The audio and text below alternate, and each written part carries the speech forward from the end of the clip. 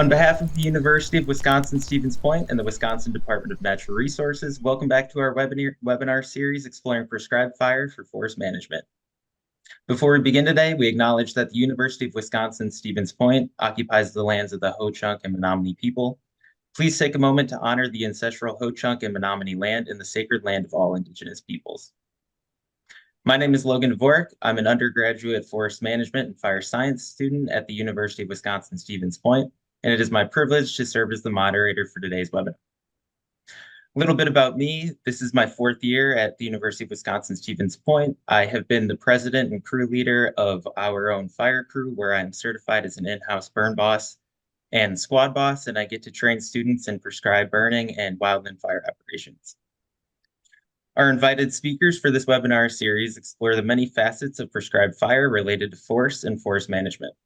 They're invited to provide their perspective and offer advice on how we can advance prescribed fire as a forest management tool in the future. We don't expect our speakers or anyone to have definitive answers about the future will look like. Rather, we hope the series will provide insights, pose questions, and stimulate our collective thinking. Today, we will reflect on where we are at with prescribed fire in the Lake States, examine the pinch points, and discuss where we should go next. Before I introduce our guests, we have a few quick housekeeping items to review. First, session recordings, additional resources, evaluation links, and information about continuing education will all be available on the website. We will do our best to ensure the recordings are posted within 2 weeks of today's session. Next, to receive continuing education, you must complete the Microsoft form provided to you during the session. This link will be posted periodically throughout today in the chat feature. If you're watching a recorded session, you will need to record your attendance using a different link that will be provided on the website. If you have any questions, please email wfc@uwsp.edu. This series is hosted by the Wisconsin Forestry Center at the University of Wisconsin-Stevens Point and the Wisconsin Department of Natural Resources Department of Forestry. An evaluation link will be provided later this morning, and we'll hope that your feedback will be good so we can continue to improve our series. Also, please note that starting in the new year, the times of the live webinars will change to 10:30 a.m. to noon Central Time. All sessions will still be recorded and available on the series website. Although you are attending virtually, we still want to hear from you. Please type any questions or comments into the Q&A function at the bottom of your Zoom screen. Please type any comments into chat function. This chat may not be monitored for questions, but our technical host is monitoring for content. We'll do our best to address all questions and comments, but may be limited by time. Before we begin today, please say hi and let us know where you're listening from. Thanks for joining us today. And last but not least, we sincerely appreciate our sponsors for making this opportunity free for all attendees. Today, we would like to highlight our Series Platinum sponsor, the National Wild Turkey Federation, and our Series Gold sponsors, the Ruffed Grouse Society and the American Woodcock Society, along with the Nature Conservancy. And now we welcome today's presenters. Our first presenter is Michelle Witeka. She's a prescribed fire specialist for the Wisconsin Department of Natural Resources. Michelle began her prescribed fire journey as a volunteer burn crew member with the Nature Conservancy in 2002. Her career background is primarily in wildlife and endangered species management and fire ecology in Florida, Texas, and Kansas. She worked with both public and private prescribed burn programs in the Southeast and Midwest before joining the Wisconsin DNR Fire Program in 2013. As the specialist for the DNR Prescribed Fire Program for the last 7 years, Michelle has had the privilege of working with field staff and outside partners to continually improve and increase prescribed fire on both public and private lands. Our second speaker will be Todd Brenninger. Todd is the Prescribed Fire Program Specialist for the Pennsylvania Department of Conservation and Natural Resources, Bureau of Forestry. His duties include overseeing the Prescribed Fire Program for the Bureau, reviewing all the burn plans for Pennsylvania, serving as an agency representative to the Pennsylvania Emergency Management Agency, and assisting in the Wildland Fire Program. Prior to his current position, he worked as Fire Operations Forester for the Division of Forest Fire Protection and as a service forester in the William Penn Forest District. He has been active on the steering committee for the Pennsylvania Prescribed Fire Council since its inception and has been on the board of directors since 2016. He has served as the vice chair, acting chair, and is currently the secretary of the board. He also serves on the government board for the Coalition of Prescribed Fire Councils. Todd has been involved with wildland fires since the early 90s and is currently qualified as a task force leader and burn boss. Every summer, he takes a few fire details out in the western states. He received his Bachelor of Science in Forest Resource Management from West Virginia University. And now it is my honor to present Michelle as the first speaker. All right, good morning, everybody. Again, my name is Michelle Witeka, and I'm the Prescribed Fire Specialist for the Wisconsin Department of Natural Resources. I've been in this position for about the last 7 years, and I've been in Wisconsin and with the department for the last 10. So, of course, we can't start talking about the Prescribed Burn program without talking about the people that actually make the magic happen. So a little bit about our stars here. Our burn program is comprised of foresters, wildlife biologists, and endangered species ecologists. So 3 separate bureaus, 2 separate divisions, coming together with the common purpose. Everyone that's in our suppression program is also involved in our prescribed burn program. So whether they're lighting it or fighting it, they're getting that experience, and they're also transferring that experience to others that are primarily just in prescribed fire. So it's a really nice balance of different perspectives. And this balance really didn't come on strong until the program changed hands. Prior to 2018, this was housed in the Division of Fish, Wildlife, and Parks. And after 2018, the program was actually moved to the Division of Forestry's fire program to be condensed in with suppression. And so a lot of changes, a lot of cultural changes, a lot of very subjective thoughts and feelings. But in the 7 years, what I would like to show you today is the work that we've done since then. So just to set that background, anytime before 2018, the program was very decentralized. It did not have any metrics for success. It did not have any sort of data collection capabilities statewide. So the numbers that we have prior to 2018 are very much estimates based off of just phone calls of when folks said that they were burning. But we couldn't tell you exact acreage. We couldn't tell you how many acres of prairie, anything like that. So where we burn, nowadays we can tell a little bit better of a story given our technology. So what you're looking at is a snapshot of Wisconsin over the last 4 or 5 years of burning. You can see most of our burning takes place in the lower southern half of the state. There we are comprised mainly of remnant prairie, oak barrens, a lot of oak woodlands, and obviously a vast complex of wetlands. Moving up north, you get a lot more into pine barrens and mixed forests, including oak and pine dominated forests. And then up in the northeast and northwest of Wisconsin, we go back into the sandy soils and we get into pure pine barrens. You can see from the breakdown here, we burn a lot of different cover types. This acres burned is what we've done so far for this year. I would love to get to 35,000 and break that, but I don't know if we're going to get there. We have usually done around average 25,000 acres pre-2018. Nowadays, in the last 7 years, we're pulling now closer to 35,000 acres. So 30 to 35 is now our number. So we got a lot of technology that makes everything work as well as it does. Everything is first housed in our land management system. So that's the Wisconsin Field Inventory and Reporting System.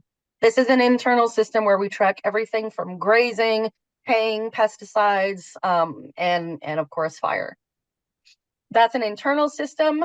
When that burn plan is ready to actually be activated and come to fruition, that is transferred into our internal individual forest fire reporting system, or IFRS, or if you're up in northern Wisconsin, IFRS or IFRS. Once it gets into IFRS, it is tracked with the progress of the burn, just like we track wildfires.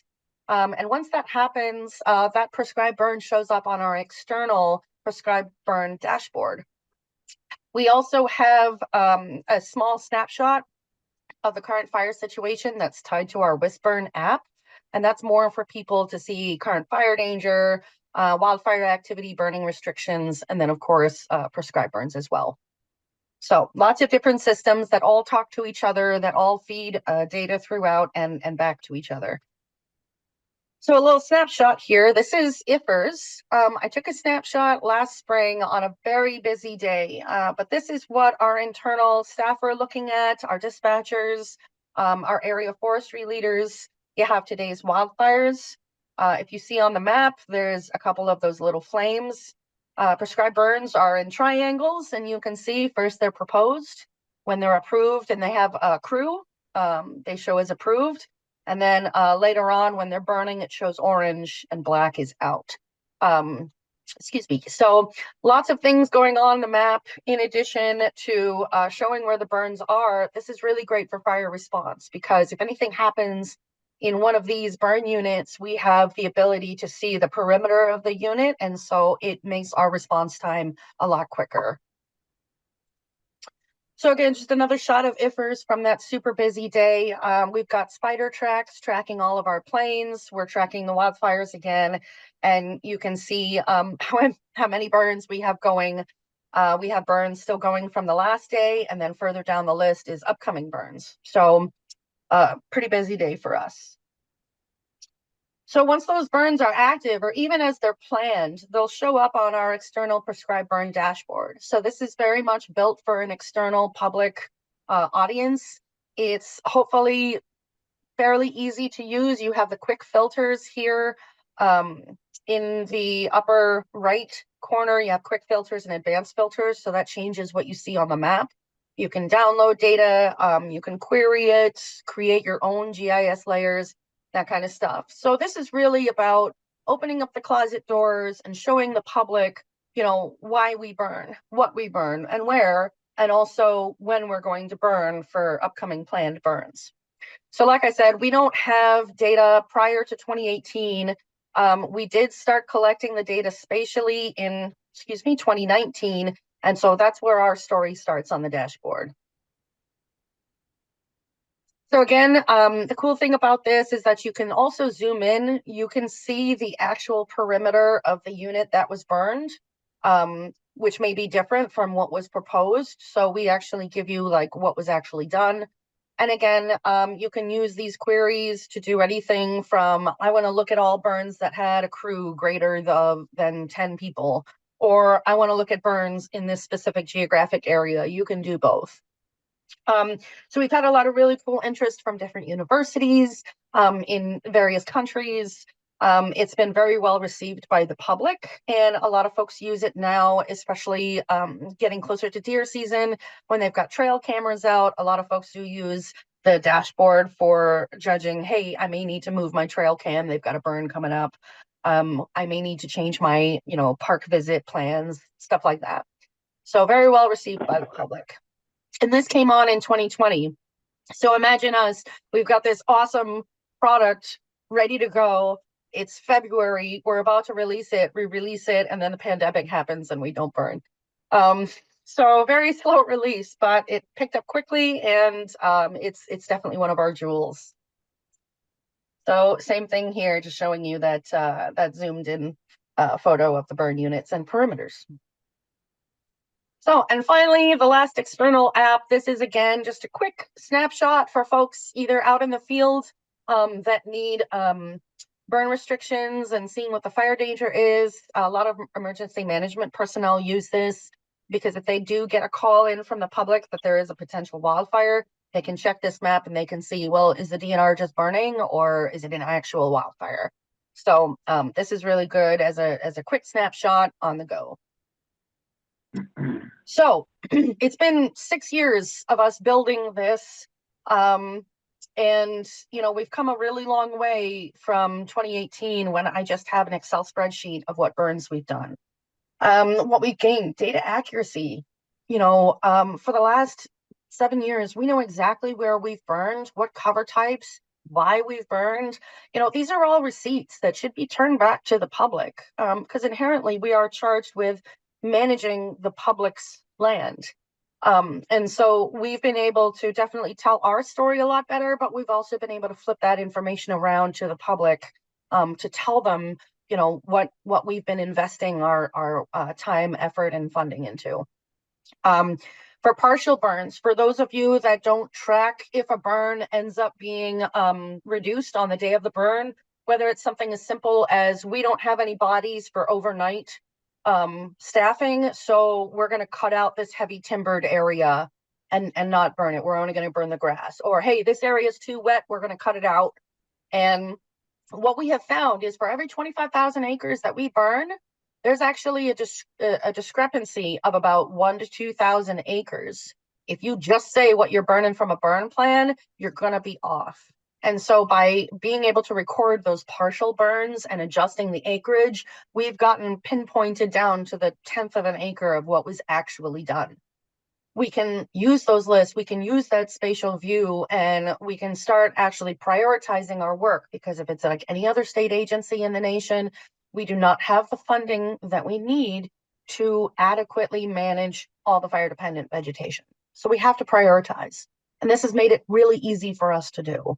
For staff records, you now have a record of everyone that was on your burn, and you can use that to back up what your official, experiences are being recorded. It's just another backup to show, yes, that person was present on that burn.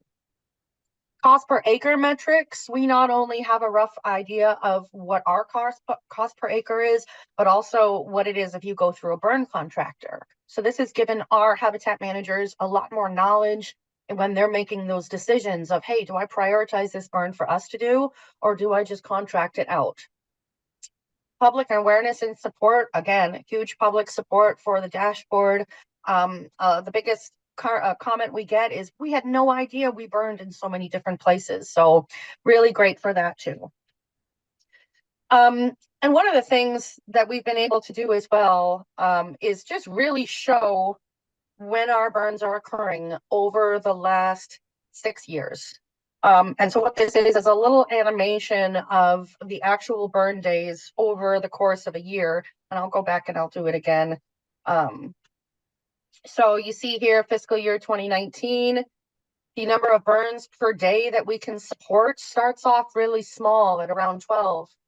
By the time we finish, we've been able to support 24 burns with 21 crews happening around the state at the same time. So not only does it give a good idea of when we burn throughout the year, but also what we've been able to support as the years have gone by. And not only just, I'm not going to sit here and say, oh, data. It's not just about data. It's also about the institutional knowledge that we've been able to grasp and hold on to.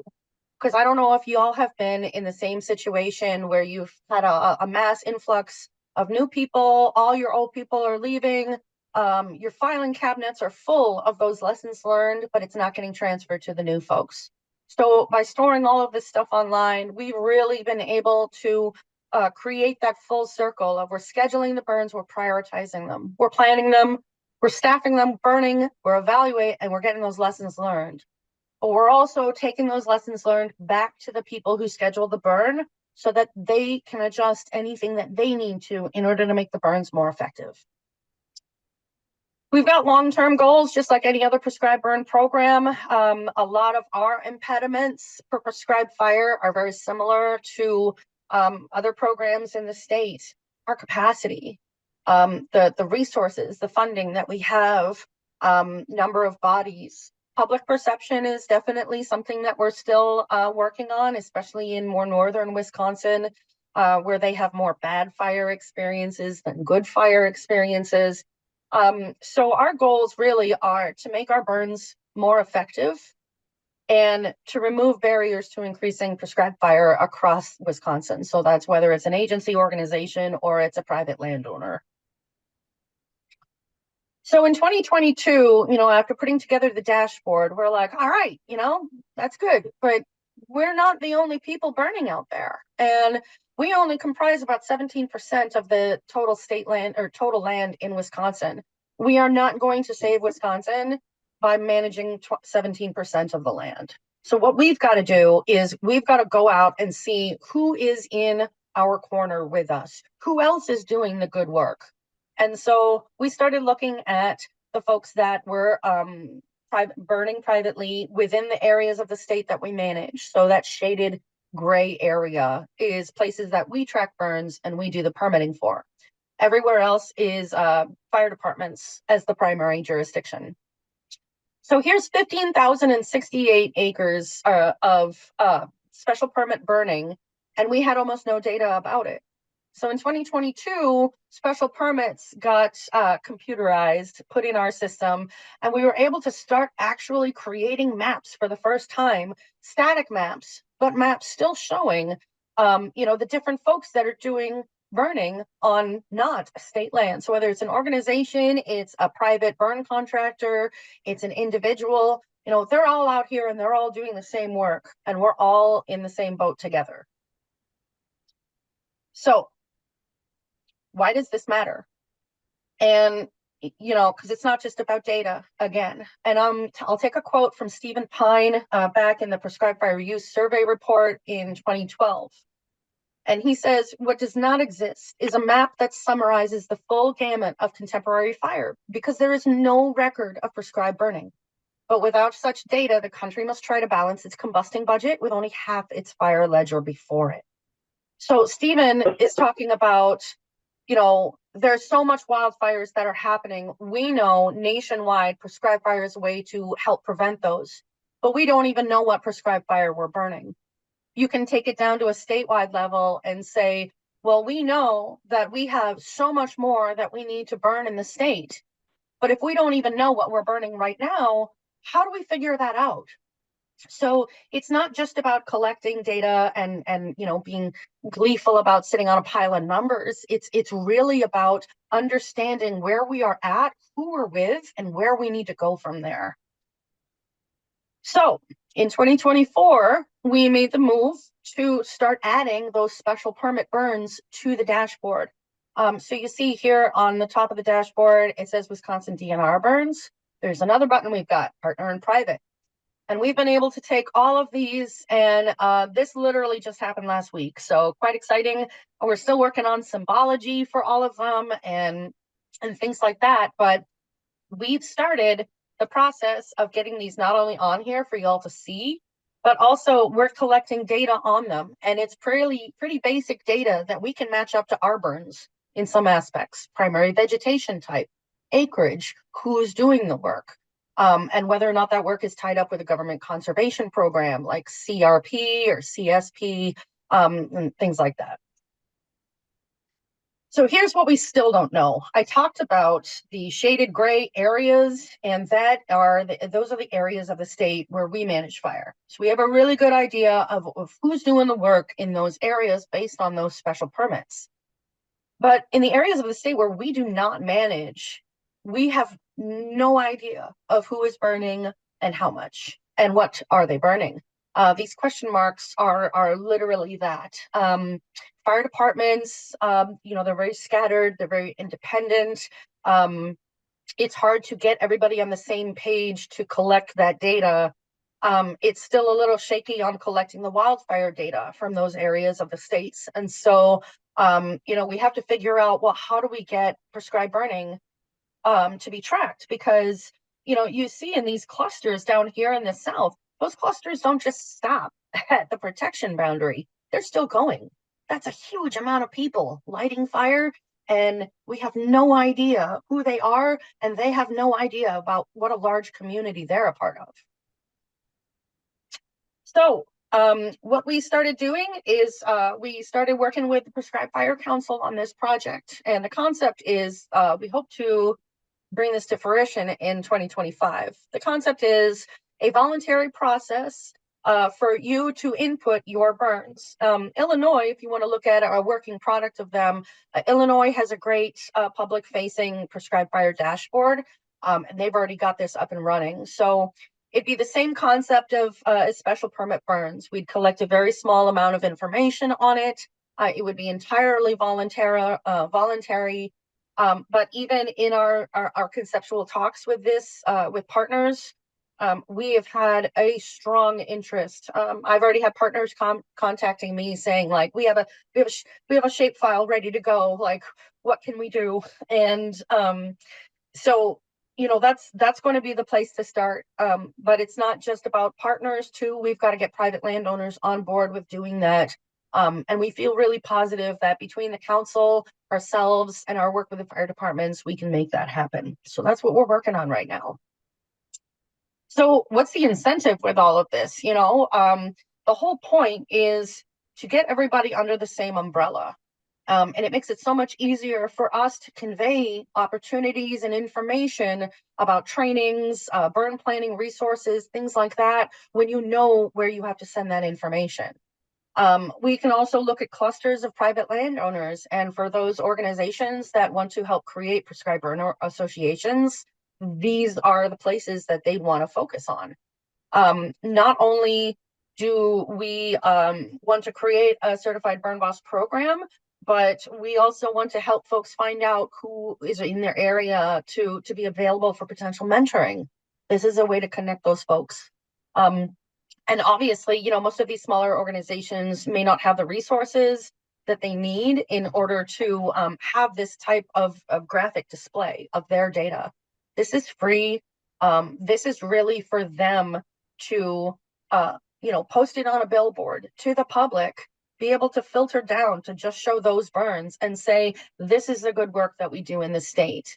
And we're happy to support that and provide that for them. So, it really is about getting us all under the same umbrella and having one consistent message. Because if we're all speaking in different languages and we're all saying different things, and none of us have any sort of data to back up and have receipts for, we're not going to be effective. So this is about building a strong constituency. So as I said, we are working on currently a Wisconsin Certified Burn Boss program. This is actually under review at the Secretary's office level, and we hope to have a good announcement about that by the end of the year. So the point of this Certified Burn Boss program is to basically set apart the experienced burn bosses in the state that have a really good track record. These are not the folks that have escapes. These are not the first time burners. These are folks that are either doing it as a fire-centered organization or they're doing it as a private burn contractor. And so what we want to do is essentially parse them out of the general population, call them out and identify them as folks that, like, these are capable folks. They have good experience and training. And there's a couple different ways that we're working on getting folks into that certification. First off, there's a pathway of taking a set number of NWCG training courses, specific courses. We also wanted to make it easier for our agency burn bosses when they retire to be able to continue doing fire if they so choose. They can apply for a certification within 5 years of retirement or leaving state service. So we don't want to lose that institutional knowledge or credibility if they choose to go somewhere else. Or we can take that person through the approved training courses if they're not yet a burn boss. And we've already worked on curriculum with UW Stevens Point, as well as the Prescribed Fire Council. So lots of different ways that we're trying to train up folks and establish them as safe, capable burn bosses, so that if there are barriers that we can remove in the future to helping them get more work done, we can focus on them as the reliable body that we want to remove this barrier for. So benefits to fire and DNR. I won't stay too long here. Some of them are fairly obvious. But again, we're trying to get more trained individuals leading safe prescribed burns out on the landscape, and we're trying to identify them so that we can move them forward when we do remove barriers. So there's a lot of things going on. There's a lot of lessons learned that we've had. But essentially for those folks that are thinking about, what better ways can we track our burns? What better ways can we tell our story to the public? We have definitely found a lot of dividends coming from the work that we've done in the last 7 years. The public are definitely a lot more aware of burns that are happening all around them in the places that they love, the birders, the hunters. They're all aware of this.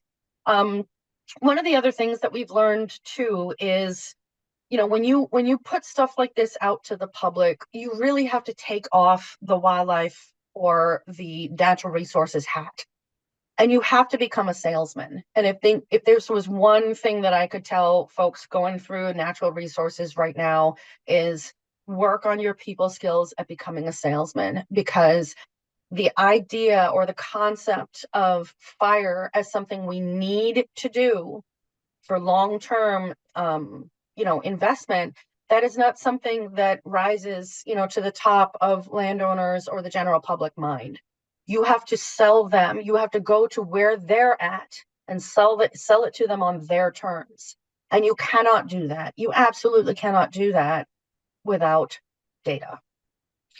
And you absolutely cannot get anything done at the statewide level, including any sort of movement on state statutes, any sort of manual codes, anything like that, unless you're bringing the receipts.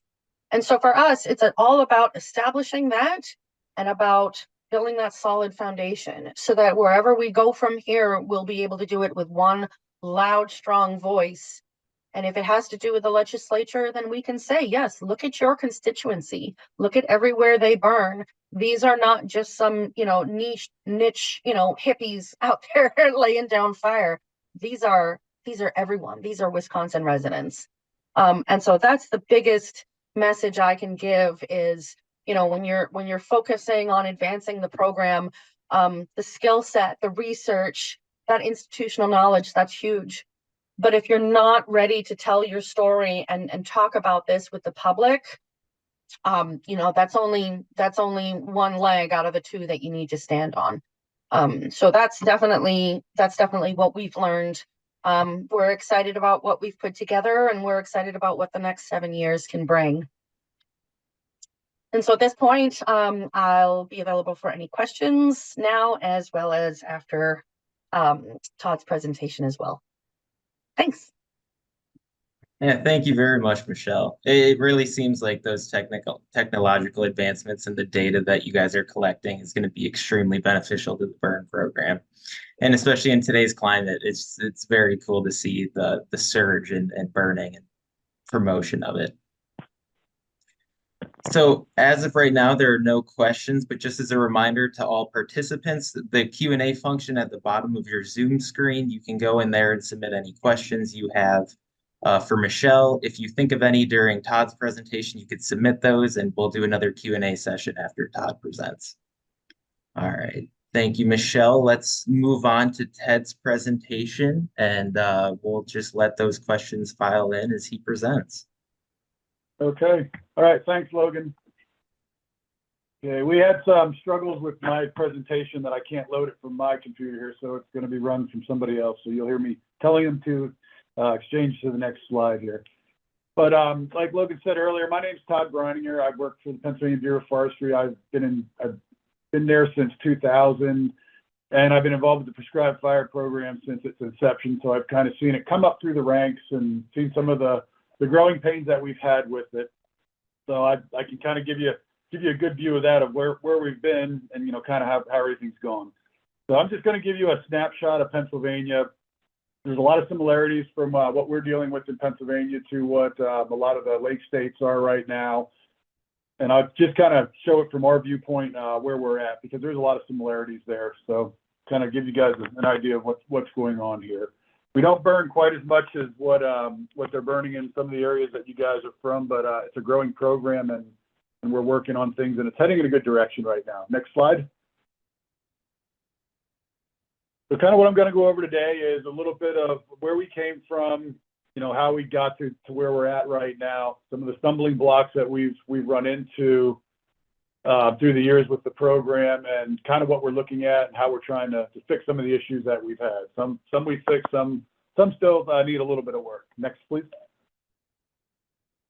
So I know there's a lot of people here from different areas, so I'm going to kind of give you a little background of Pennsylvania.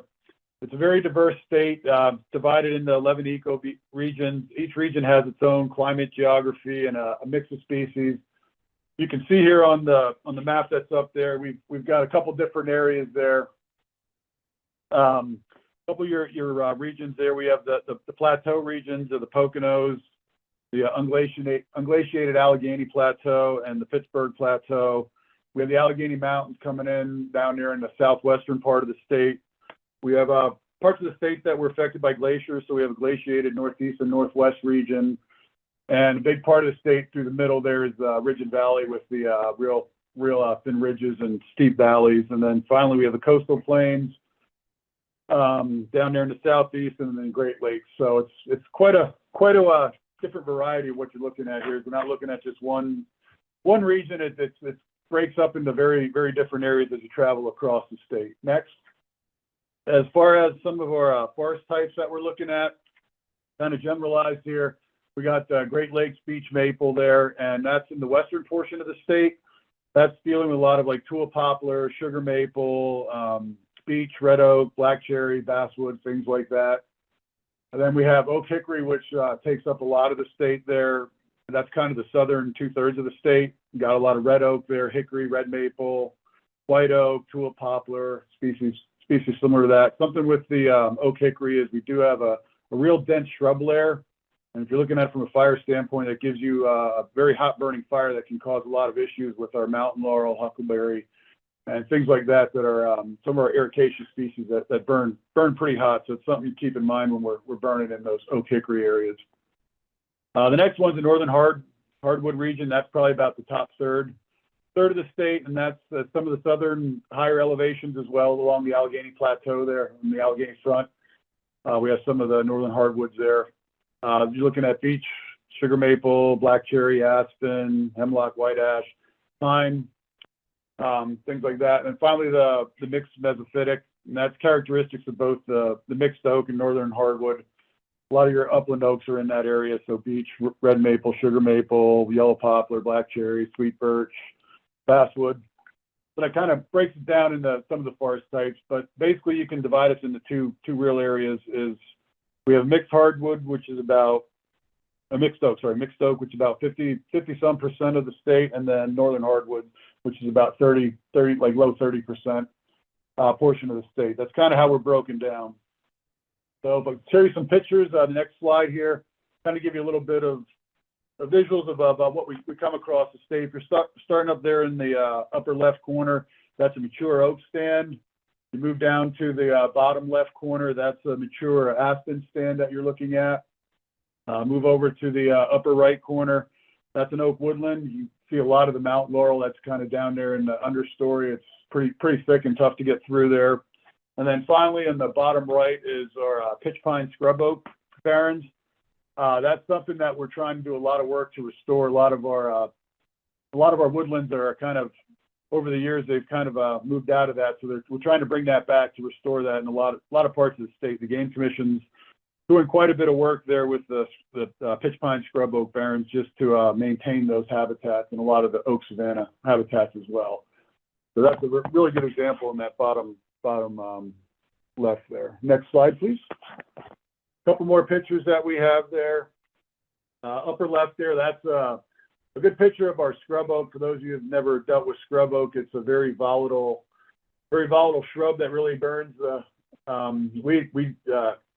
When we look using our fuel models, we're looking at a lot of the chaparral modeling. When we're looking at that, it's a very hot burning fire that really can have your hands full when you're trying to burn that. And that's a good example of it there. There, it's not real high. I've been in places where it's a couple feet over my head and just solid scrub oak where it's kind of tough to get through, and it's not a real good area to be in when it's burning.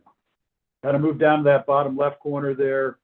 You're looking at an oak woodland savanna type there. And then finally, the picture on the right-hand side, that's an oak stand that was 6 years after an overstory removal. We were in there doing a burn. Kind of looking the understory there, you can see a lot of huckleberry, mountain laurel, some bracken fern in there. So just kind of some pictures to give you guys an idea of what we're dealing with when we're burning in Pennsylvania. I know there's people from all around the different parts of the country here that are on this call. Also, what I don't have pictures of is we do quite a bit of grasslands burning, doing a lot of warm season grass burns. So that does a lot for habitat management. A lot of burning gets done in that. And kind of you look at what we're doing, most of our burns in the timber is oak management as well as burning for early successional and maintaining the habitat for early successional species. So that's what most of our burning is. And, you look at, see some of this, you can tell there's a lot of fire adapted communities that we're dealing with in Pennsylvania. So that's why we're really trying to get a lot of momentum with prescribed fire, because prescribed fire has been missing from a lot of our landscape for many, many years, and we're finally starting to introduce it over the past couple of years. Next slide, please. So I'm going to start off, give you a little bit of the prescribed fire history. Basically, Pennsylvania was clear cut in the early 1900s, and following the clear cuts, we had lots of wildfires that came through after that. So that was the creation of the Pennsylvania Bureau of Forestry, the agency I work for. That was created because of all the wildfires that were coming after everything was clear cut. So we're dealing with the old fire laws. If you're looking at that picture down there on the bottom left there, that's the old Department of Forest and Waters. That's our old laws that have been there. And that's kind of the laws we've been working with. Since those were put into place, nothing's ever really happened. So we're dealing with all the old fire laws, which fire is bad, and basically it's all arson laws are what come into play. So a lot of big issues for people that were out there burning. We are a commonwealth, and that means, you can do what you want on your property. However, if it leaves your property, there's going to be a lot of issues. You're going to be liable for a lot of things. So that was one of the big problems that we were running into. That would be obstacle number one that we ran into trying to get some prescribed fire on the landscape is the laws that were there were not very conducive to prescribed fire.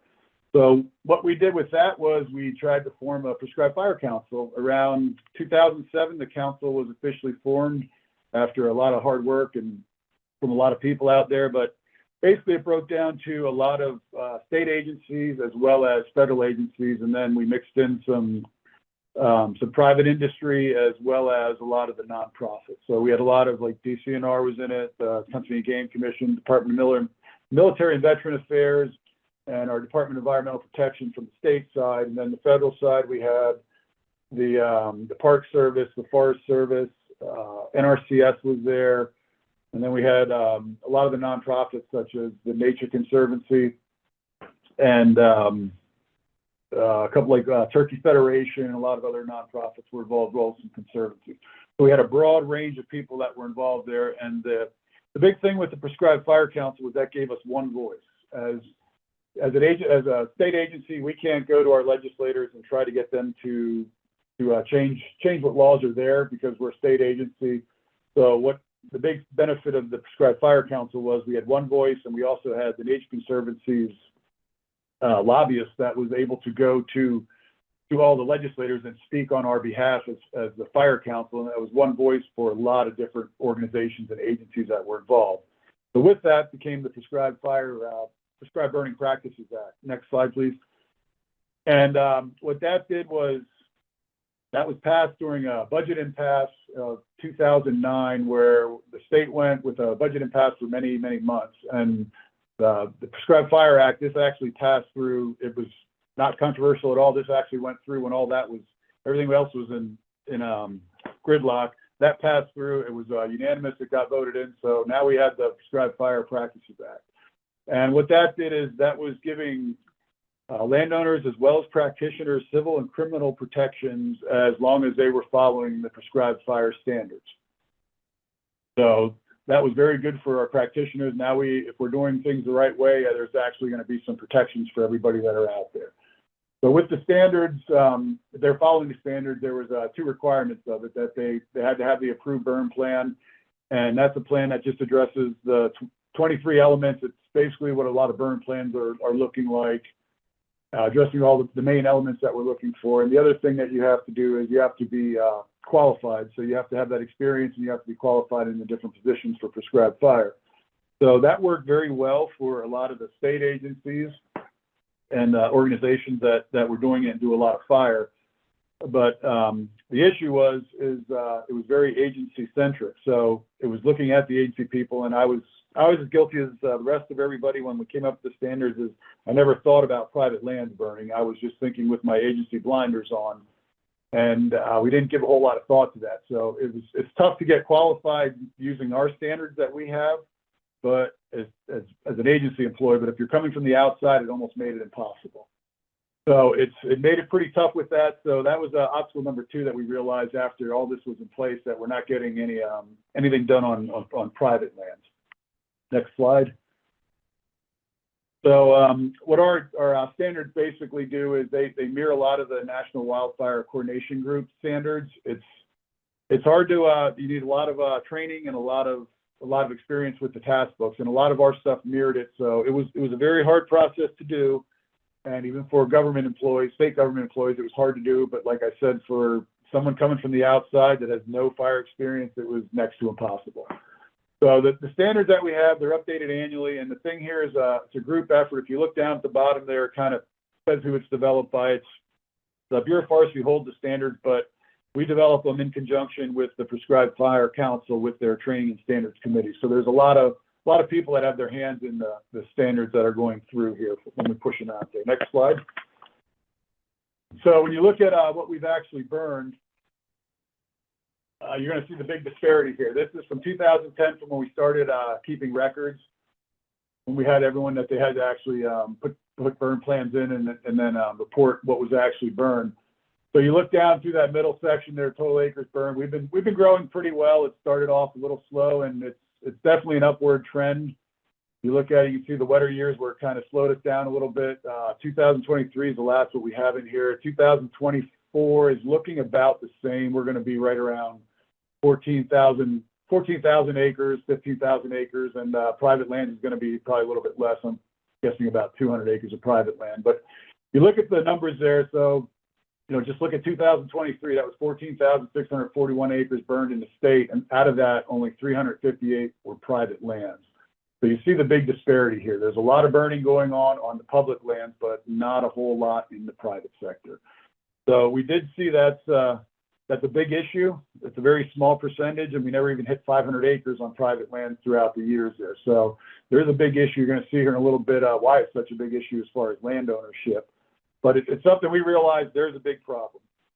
Now, something that's important with the record keeping here, I know Michelle hit on that a little bit, but we have to track where we are, and we have to know where we came from and where we're at now. I do get a lot of questions on what's burned, how many acres per year, who's burning it, things like that. It's important for the EPA. They're looking at it. There's a lot of changes with PM 2.5 that are coming through, and the EPA is looking at some of our burn records to see about if they can qualify for exceptional events, if it was a prescribed fire, not something else. So there's a lot of people that are interested in the records of where we're burning and how much we're burning every year. I know our DEP, they come to me every year in the beginning of the year that they're looking for the numbers because the EPA is requesting that they want to see the numbers and they want to see where we're burning at. So we got to get a baseline, and we got to know where we're burning at. So it is very important to keep records, and I think we have a pretty good handle on what's being burned in the state. There is a couple acres here and there that people are going that I'm not aware of, but for the most part, this is a pretty good snapshot of what's actually getting burned in Pennsylvania over the years since we started keeping the records here. Next, please. So we know there's a demand in PA. There was an actual study that was done in 2022 by Melissa Cry and Jesse Cry, and that was kind of a study that was done in the mid-Atlantic states. And what they found from that is there is a lot of people that are willing to pay for prescribed fire from the private landowner standpoint. 57% of Pennsylvanians were willing to do it. And as most people like to pay as little as $20 per acre, but there was a percentage that was actually okay with $200 an acre that they would pay. Some of the concerns there with the people had is liability and the air pollution. So we know the demand is there. I know the hunting clubs that call me and the conservancies that we deal with, and NRCS has a lot of programs where they're trying to put prescribed fire in the ground. So I know there's a lot of demand there from the private side, and this study kind of just proved some of the things that I deal with quite a bit. Next. So you look at our numbers that I said a very small percentage was burned in Pennsylvania. That's private land. Now this is where the issue comes in. You look at 82% of our state is privately owned. So you can tell it's pretty clear here that we're not getting fire where we need to on the landscape. It's getting to a lot of places, but there's a lot of private land where we need to get fire down where we're currently not getting any fire there. One of the problems we have in Pennsylvania is with our standards there, we only have one consultant that's actually consistently burning in the state. There's a couple others here and there that pop in and out, but we only have one consultant that's consistently burning here. So it is a big issue that we're trying to see what we can switch around. Next. Another report that talks about certified burn manager programs is 2020 from the Forest Swords Guild. They put this out, and they were talking about the 15 states that do have certified prescribed burn manager programs. It just shows the need for the burn manager programs that are out there. You know, we want to ensure the burners have the knowledge and experience and try to legitimize burning within the states. And also liability concerns is another big thing that's in there. So there's a lot of people doing some studies on this, and it's things that we know definitely there's a lot of interest out there in the burn manager programs. Next. And one of the other ones is 2022, I believe it is, the National Cohesive Strategy came out with some information here. And the cohesive strategy is usually wildfire focused and a lot of urban interface, things like that. But something they saw here is they see the need to get more people trained to get more fire on the ground. And this is not just in Pennsylvania, this is all across the nation. So it recognizes the benefits of proactively using fire. And it's what they're trying to do is they're trying to establish a pathway for practitioners to actually get into prescribed fire where they can work their way up through the system and where they can start to go from state to state. They're trying to look at things that, you know, if I'm certified here, there's going to be some reciprocity where I can go burn elsewhere. Because like I said, one of our big problems here is we don't have a lot of contractors willing to burn presently. So we're trying to get more, and this could help it. But they're looking on different ways here, and they're trying to get an all hands, all lands approach. You know, everybody's pulling their weight and everybody's burning, you know, different places. So it's going to provide some type of qualification pathway as they move down the road. Next. So what's Pennsylvania doing to fix the problems that we've noticed is we decided to come up with a certified burn manager program. And that's something that we looked at as a council, and we decided it was something that we couldn't take on ourselves next. And we just didn't have the time because everybody that's involved in the council is doing that as a side job. They have a lot of other stuff going. Usually everyone that's involved in our council is a full plate to begin with. So we started to look at other ways of coming up with a certified burn manager program. So what we did is we put in for a conservation innovation grant through NRCS to develop the program and come up with a 3-day course just to try to make prescribed fire a more viable option for private landowners and for contractors. So we put in for it. It was kind of a last minute thing, put in for it, and we actually did get the grant next. And what it was is it's a matching grant, so we're using a lot of our time and some of the money that we have in our council to match that. You can hit the next one again to populate the next part of that as well. So what it is that we actually awarded the contract to Tall Timbers Research Station down in Florida, and what they're doing is they're coming out with all the coursework for it. They're giving us the slides, the guides, the exam. It's basically a canned program. You can hit next. There's one more thing at the bottom there with the student workbook. It's kind of like a canned program for people that are familiar with NWCG courses. It's got everything that you need to put the program on. And the beauty with this is it's tailored towards Pennsylvania. So it's not something that we just grabbed. That's a federal course. It's got a lot of things in there that are really, you know, they do a lot of stuff out west, but there's not a whole lot in the Pennsylvania. So what we did is this is tailored specifically towards our state. Next.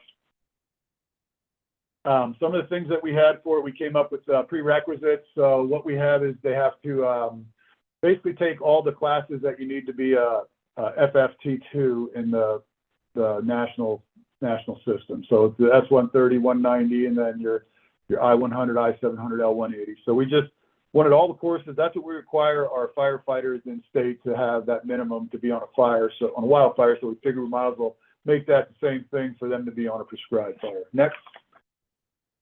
So with the class, when they developed it, they brought it into 11 units. And the goal of this is to provide a solid foundation for the prescribed fire people, for the students there, so they can build upon it. Next slide, please. So some of the units you look at, It's the burn objectives, legal considerations, public relations, which Michelle kind of hit on a little bit, the safety, weather, fire behavior, smoke management, ecological effects, the firing techniques, holding contingencies, and the planning and evaluation. And all these things are elements, some of those elements that I was talking about a little earlier on that are in the burn plan itself. So that's something that this is just going to provide them with a good foundation. Like I said, it's geared towards Pennsylvania. And I know some of the other states, some of the other lake states are actually looking at some of the stuff that we have. I've given some of the coursework to some people up that way that they're looking at for some of them that they're starting to develop up there. Some of the other things is we also have some online modules that we're working with that Tall Timbers is kind of going to get us into. And one of the things with the grant was it wasn't just to put this coursework together, it was also to refine it as we go through and put the class on so we can change things around. We know what's working and what's not. We can refine the class. So the grant wasn't just to give us the class, it's also to refine it as we go down through the system. Next. So what the council was working on while all this has been going on is we hosted some learn and burns just to educate the public and try to generate some interest in prescribed fire. We developed the prereqs, which you guys saw there. Something I didn't mention was we wanted to be on a minimum of 5 fires before they got into the class as well. We created the task book, and basically the task book is write a burn plan, pre-burn activities when they're out there scouting the units out and things like that. Doing the briefing, conducting the burn on the burn day, running the whole burn, post-burn operations. So things like that are in it. It's not quite like a big task book that the federal agencies use. It's just kind of a mini task book that has tasks that that have to get signed off when the trainees out there working. And one of the things we did with our program is we hooked them up with mentors. So all these people are working after they go through our class. They're working with the mentors to help them do all these things. So it's kind of a mentoring program where they're bringing them up through the system and showing them all the ropes. The fire council, we drafted new language for this in the task for the burn program that we put into the standards. One of the things we're still working on is identifying insurance option. That still is an issue out there that we don't really have good answers for yet. And then the big thing at the bottom here, this is another barrier that we ran into is we had a lot of red tape with our agency who should be holding the program. They see this as a rules change, so a lot of things have to go through on the state side of things. We have to get it published in our the PA bulletin, and there's a comment period, and there's lots of things that have to go through before we can actually run that program. So it's a lot of red tape, and it probably would have pushed us back, I'd say at least 2 years with the Certified Burn Manager program. But luckily, our division chief kind of was thinking outside the box and checked to see if it would be okay if we would give the authority to the fire council to host it. So we came up with a new solution. Next slide, please. For the problem that we can't wait around for my agency to get everything done through the state system there. We're going to partner with the Prescribed Fire Council, and this is another good reason to have the Prescribed Fire Council. That they were there, we can partner with them. We gave them the authority to house the program. So with that, they're going to be in charge of the program. We have a 5-person certification review board that kind of oversees everything. They're going to be the ones that, when people send everything in, all their paperwork that they've gone through the training and they've had all the burns that they've needed and they've got everything signed off. The review board's going to look at them and say either, yes, you're certified now, here's your burn number, or no, you're not certified, you need to do this. So with that 5-person board, on that we have 1 person from Department of Conservation and Natural Resources, the agency I work for. We have 1 Pennsylvania Game Commission, 1 non-agency that's specified just to make sure we don't have all agency people on, so someone from the outside, and then just 2 at large. So currently what we have is a DCNR person, a Game Commission person, someone from Penn State University, someone from the Nature Conservancy, and then someone from the National Deer Association. So we've kind of got a real good mix of people that are currently on that board right now, the review board. Next. So some of the benefits of the CPBM program is it's providing opportunities to get some prescribed fire on the ground for some of these private landowners where we didn't have that before. I've got a lot of calls on that, and I don't have a lot of good answers, but now it's starting to be like, okay, I can hook you up with this person, and this person's looking, they can do some burns for you. It's getting everybody to the same table that's interested in burning, and we're letting them burn. We're going to have trained practitioners that are out there burning instead of, in the past, someone just might have went out there and tried to burn someone's land because, they thought it was a good idea. Now we're going to get some experienced people out there and ultimately just expanding prescribed fire within our state. One thing I didn't mention is early on in the program, we're just going to let this for low complexity burns, that it's only for low complexity burns until once the program moves through, we want to walk before we run. So when the program gets some legs under it, we'll start moving on to, more moderately complex burns. But for right now, it's all low complexity burns just so we can get everything in place here and make sure we're good. Next. So what is working well for us? This is a picture here of our annual meeting. This is something we do every year. We have a pretty solid annual meeting. Right now we have 287 members, I think, that attended that meeting last year. We do it virtually as well as in person, and it's, the good thing there is get good topics so people want to come to the meeting. This year's meeting's in January the 30th and the 31st. Some of the topics that we have here for this year is we have some EPA and air quality updates, restoring old field habitat and northern bobwhite in Pennsylvania, fire effects, prescribed fire liability, certified burn manager program updates, type 4 incidents, effects of fire on Pennsylvania's bats, and prescribed fire research synopsis. So we have a pretty good mix of things there on the agenda. So get good agendas there and get a lot of people to your meetings. And for us, this is one of our big fundraisers. This is where we make a lot of our money, is through the registrations for this. So that really helps us get everything else and get a good solid pot of money for us to get things when we need to spend money on other items. Next. One of the other things that works well for us is education. Michelle did talk about that. So education is a very big thing. It's a very big part of our mission for the Prescribed Fire Council. So, getting some learning burns up there, that picture in the upper left corner. The website, get a good solid website, because it does get hit by a lot of people. That's the first thing people look for when they're trying to find information. Have a good website that they can get good information off of. We're in the process right now of we're transitioning ours from one person to another group that's running it. So we're getting that up and getting it better right now. And also social media, that's huge. Everybody knows social media, get things out really quick and make it available to everybody. So social media is good, and that's hit by a lot of our people. We can post a lot of things on there quickly. Next. And also with Building the Future, this is the first class that we had in August here. We had our first certified burn manager training class. So this is a picture of the first cohort that went through. So we put them through in August, and right now I know we're pretty close to having people that are sending their information in that they already got a lot of their stuff done, that they're ready to get certified. So the program is starting to move along. We have people that are close in a relatively short amount of time. So it's looking good down the road, and I have high hopes that we're going to have another class coming through this soon, and we'll be in good shape. Next. And then finally, some of the barriers that we still have here. This is going to be everywhere, is capacity. It's capacity. When a good burn day is a good burn day and everyone's burning at the same time. That's one of the things we run into right now, is trying to move people around the state. I'll get calls at someone, hey, I'm going to burn tomorrow. They're looking for some people. I'm like, well, no, I'm sending people somewhere else. So it's on a good burn day, everybody's burning. So we have a lack of practitioners. Lack of equipment, more so on the private side of things. So our agency is pretty good. We have quite a bit, but on the private side of things, not a whole lot of equipment at this point yet. And lack of contractors, I mentioned, is a huge thing. And the certified burn manager program is going to take care of a lot of the lack of contractors. The burn windows, that's something. We have very small burn windows to deal with. I know down in Florida they say every day is a burn day. Unfortunately, Pennsylvania is not like that. We go from one extreme to the other.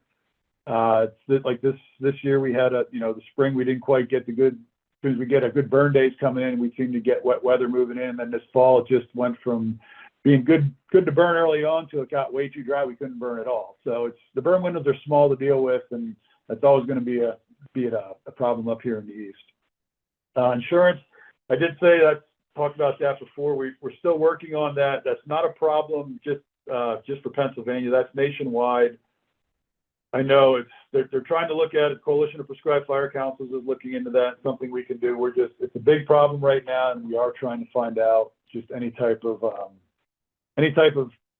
workaround that we can find where people can get some decent insurance out there. There is some available, and it's kind of across. It bounces all over the place when you talk to different companies as far as what they're gonna insure you for, and they do want a lot of documentation before they're gonna insure you. Something else I didn't mention, there's a prescribed fire use report that gets put out by the Coalition of Prescribed Fire Councils. It's been a couple of years since we've had it out. It's going to be coming out in the near future, and that talks about some of the problems. What are the limiting factors to getting more fire on the ground? And that's capacity. The weather's a big one. Air quality is a big one. It's going to get even bigger, and resources. So it's something that's not just for us in Pennsylvania. I know probably everyone on this call is also, they deal with a lot of the same things that we're dealing with as far as these barriers. But everything's heading in the right direction, and we're definitely putting more fire on the ground, and it's going to continue that way as we move on to the future. And that's all I have for my presentation. I apologize.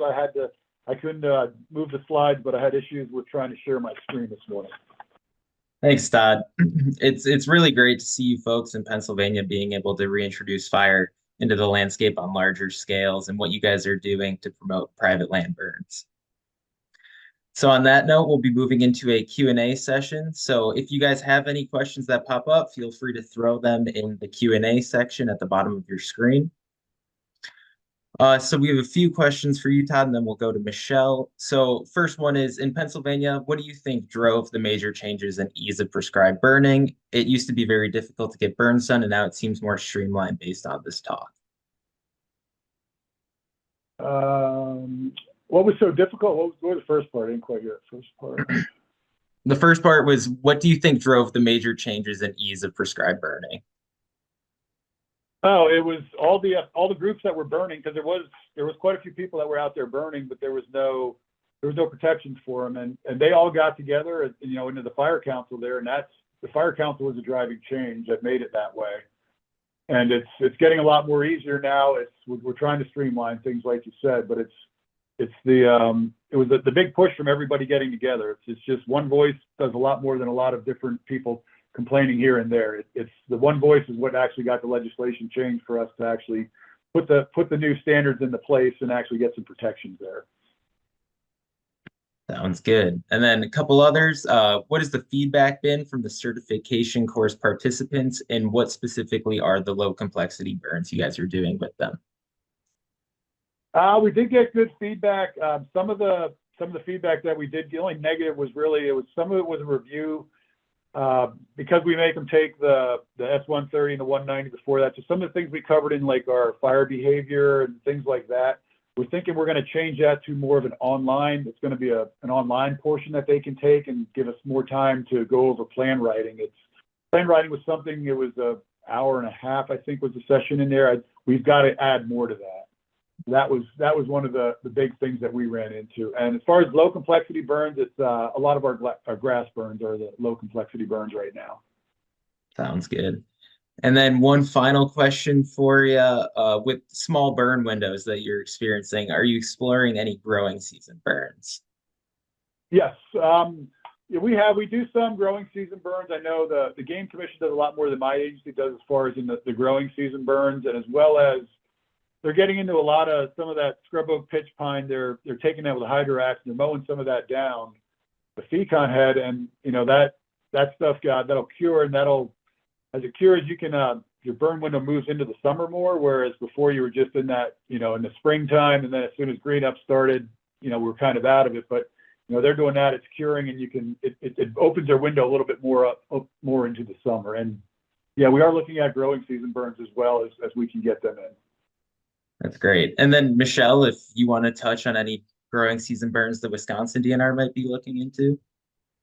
Yeah, we do, I'd say, anywhere from 5 to 10 burns per year in the summer. Although I do have to say, we've recognized that spring is getting wetter. We're getting, we basically squeaked out burns in between rain events this spring. But as we got into the summer, drought presented itself, and then we got too dry. So it is a balance. We do anticipate seeing more, of those seasonal droughts happening in summer, but you can burn that a lot easier than you can burn wet vegetation in the spring. So, there's still promise there. We really need to focus on what a summer burn window looks like, because it's very different than the spring or the fall. Different numbers, different parameters, and so yeah, we're still honing that in, but very much looking to pivot. Most definitely. That's definitely a more foreign, I guess, burn window that people try and hit. So it's cool that it's being implemented and then figuring out those parameters, like you had said, for state to state, ecosystem to ecosystem. And then here's a question that both of you can touch on. Do you know what the primary motivations for landowners wanting to burn are? And does wildlife management, example given deer, factor into landowner decisions? Yeah, I'll take a first crack at that. Even at the statewide level, there's very few cover types that we will burn in Wisconsin, primarily for wildfire prevention, and that's mostly cattail wetlands that butt up against civilization, or the pine barrens that are very much more active and volatile fuels. Most landowners, when they approach, they want to do good, especially for prairies. A lot of landowners and the general public recognize the inherent value of things like prairies, with the birds singing and the butterflies and the flowers and everything like that. They want to persist on that. Most of the woodland stuff is, I would say, more driven by the wildlife, the turkey, the deer, rough grouse, stuff like that. So yeah, definitely. I'm not sure how it is in Pennsylvania, but it's primarily an ecological driven need here. Mhm. Yeah, a lot of times for Pennsylvania, some of the grass burns are, for the butterflies and birds, things like that. But majority of the calls I take and the people that are burning for the private side, it's wildlife. A lot of them are doing it for wildlife habitat. They're reading a lot of stuff online, and they're seeing how good fire does and what fire can actually do. And so most of the burns are wildlife focused. That they're doing them for a lot of them are for deer habitat. A lot of hunting clubs are really interested in burning, and it's purely for the deer and turkey. Yep. Yeah, and that's great because it does bring that awareness to burning, and then it opens up all those other facets and ways that you can manage your land using fire. Invasive species would be the other. That'd be the other reason people burn on the Yeah. private side.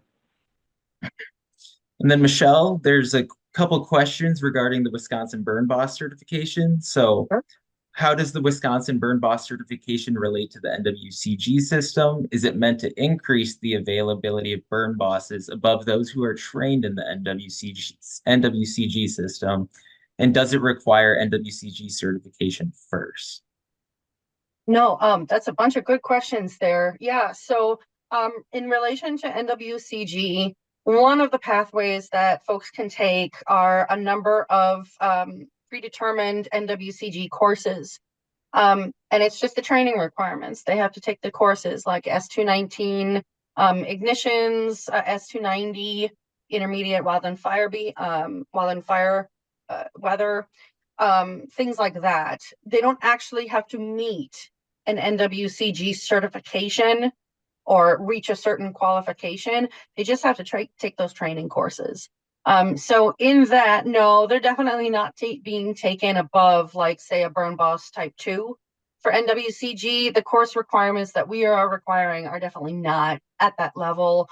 When we talk about low complexity burns like grass, very little risk, very little civilization nearby, we expect burn bosses that are certified to be able to pull off a moderate complexity burn. So a little bit of topography, some WUI aspect with, neighborhoods and such, and a little bit more of like active fuels in the unit. So we can at least get them up to moderate complexity.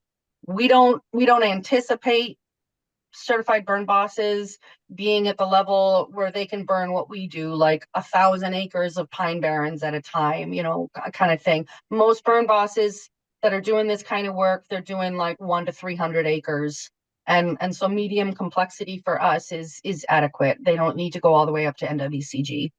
There are other certified burn boss programs in the nation that rely on those private landowners having to get to the NWCG level, but that has been really limiting to the private sector, and also just for, you know, the agencies to put on those kinds of courses. So yeah, we learned from that, and we try to not make it too challenging. That's great. And then I feel like following there up, were more questions in there. Yeah. yeah. So following up on that, what do you see as the main issues with burn boss certification at the Wisconsin level? At the Wisconsin level, I would say that the main issues that we have is that we have very much a mixed situation here, with the state agency having primary jurisdiction in some areas and the fire departments having primary jurisdiction in the other areas. And so for us, it's trying to work with the fire departments to get them on board, have them understand the intent. But the hardest thing for us has been getting with that advisory fire department council and having them being able to convey all of that down to the individual fire departments, so that when someone comes up to them and says, hey, I'm a certified burn boss, that person sitting at the fire station actually knows what that means. So for us, it's really, the challenging part is going to be the communication and the coordination between the two jurisdictional agencies. And so, like, we've already started talking about communication plans. We've started figuring out, like, you know, what do we need to plug in where the fire department advisory council is not gonna be adequate. And so I think that's been the biggest one. And then also I would say just essentially trying to sell the idea to internal staff and have them see, you know, the long-term gains of streamlining this process. You know, special permits are only going to go up every year. People want to burn more and more every year. So this is like staff time. This is not just some, you know, like pie in the sky, ecological, you know, feel good. This is also about reducing staff time, streamlining processes that we need to do, you know, all the dry stuff, but it's about salesmanship. And you got to be able to sell it the way that they see things.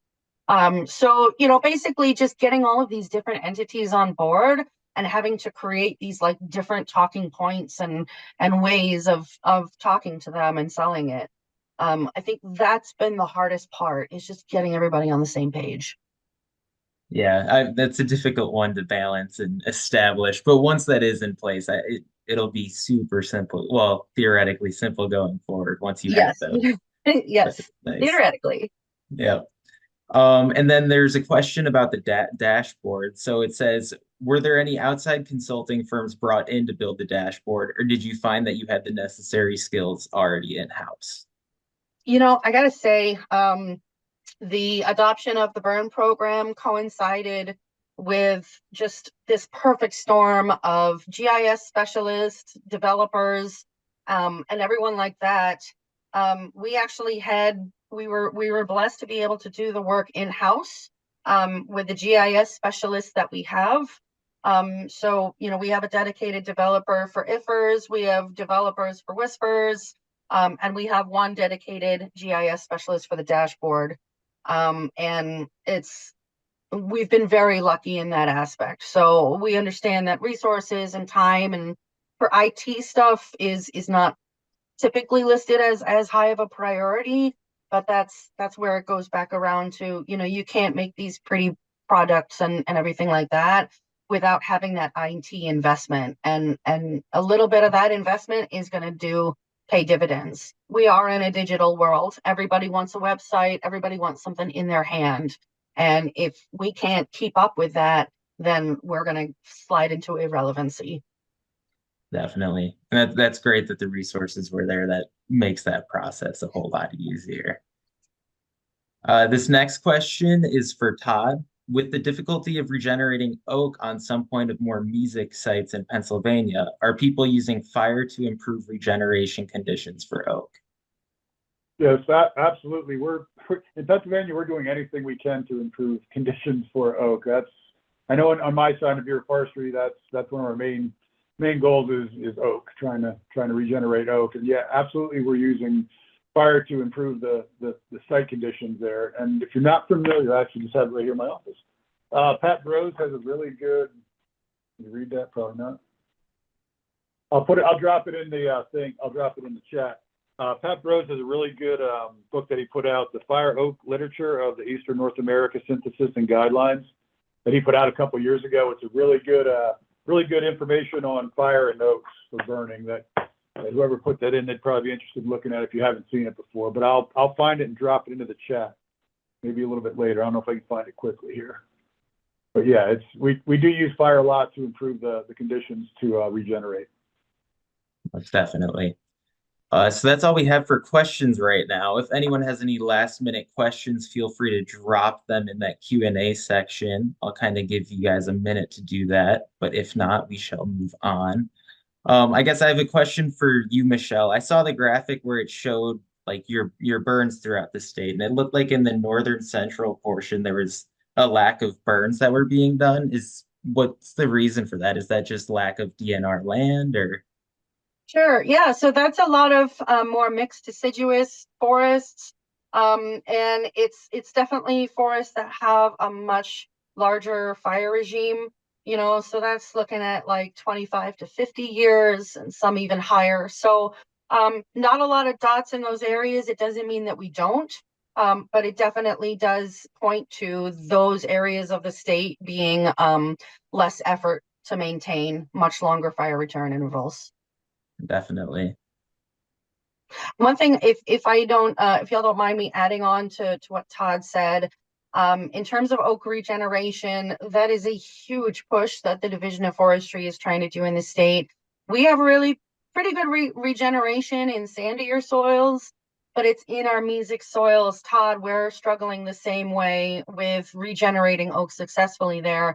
And I think a lot of it has to do with interfering vegetation that we have that limits either the seeds from germinating or receiving enough sun to actually get out of that sapling stage, and then deer. So yeah, we're in the same boat. Solidarity for sure. Mm-hmm. Todd, question for you. So you have your previous year's numbers and your increases in acres being burned. Do you have a goal that you're shooting for within a time interval at all? I'd like to see 20,000 acres in the near future. If we have the right windows, I think we can definitely hit it, because we do have lots of burn plans right now that are coming in we have a lot of landscape level burns that we have plans for. It's just not working out that we're finding everything that we can, we don't have the right window to do it. So when we do have a good stretch of weather, I think we're going to hit that 20,000 pretty easily within the next 4 years. That's great. All right. If no one else has any more questions, unfortunately, we're running out of time today, but we want to sincerely thank Todd and Michelle for sharing their experience and expertise with us today. Please take a moment to evaluate today's session so we can improve the series. You can scan the QR code or click the link in the chat. The evaluation link will also be posted on the website. We look forward to seeing you in the new year at a new time on January 8th from 10:30 to noon when we examine the social science of prescribed fire. Thank you for joining us today and have a great day.